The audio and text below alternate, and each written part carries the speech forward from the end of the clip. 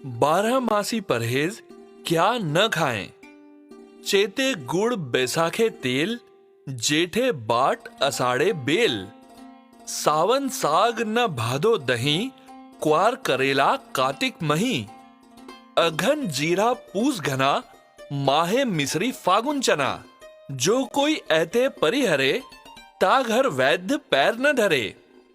भावार्थ: चैत में गुड़, वैसाख में तेल, जेठ में बाट चलना, आषाढ़ में बेल फल, सावन में साग, भादो में दही, क्वार में करेला, कार्तिक में खटाई, अघन में जीरा, पूस में चावल, माघ में मिश्री, फागुन में चना। कवि कहता है कि जो इन खाद्य पदार्थों का वर्णित किए गए महीनों में प्रयोग नहीं करता, वह सदैव स्वस्थ रहता है और उसके घर में वैद्य के आने की आवश्यकता नहीं पड़ती। स्पष्टीकरण: बहुचर्चित कहावत है कि परहेज इलाज से बेहतर है। एक दूसरी कहावत में भी कहा गया है कि एक परहेज 1000 दवाओं से बेहतर है। यदि खानपान में परहेज रखा जाए तो निश्चित ही शरीर निरोगी और स्वस्थ रहेगा। इसी बात को ध्यान में रखते हुए लोक कवि ने अपने अनुभव के आधार पर बताया है कि चैत माह में गुड़, वैसाख में तेल, जेठ में दोपहर की पैदल यात्रा, आषाढ़ माह में बेल फल, सावन में साग अर्थात पत्ते वाली सब्जी, भादों में छाछ अथवा मट्ठा दही, क्वार में करेला, कार्तिक में खटाई, अघन में जीरा, पोष में धान अर्थात चावल, माघ मास में मिश्री, फागुन में चना आदि खाद्य सामग्रियों का प्रयोग नहीं करना चाहिए। इस प्रकार का परहेज करने वाले व्यक्ति का शरीर पूरे वर्ष स्वस्थ रहता है और उसे किसी प्रकार की बीमारी नहीं होती। इस कहावत में कवि ने मौसम के अनुसार भोजन की तासीर को ध्यान में रखकर परहेज की बात कही।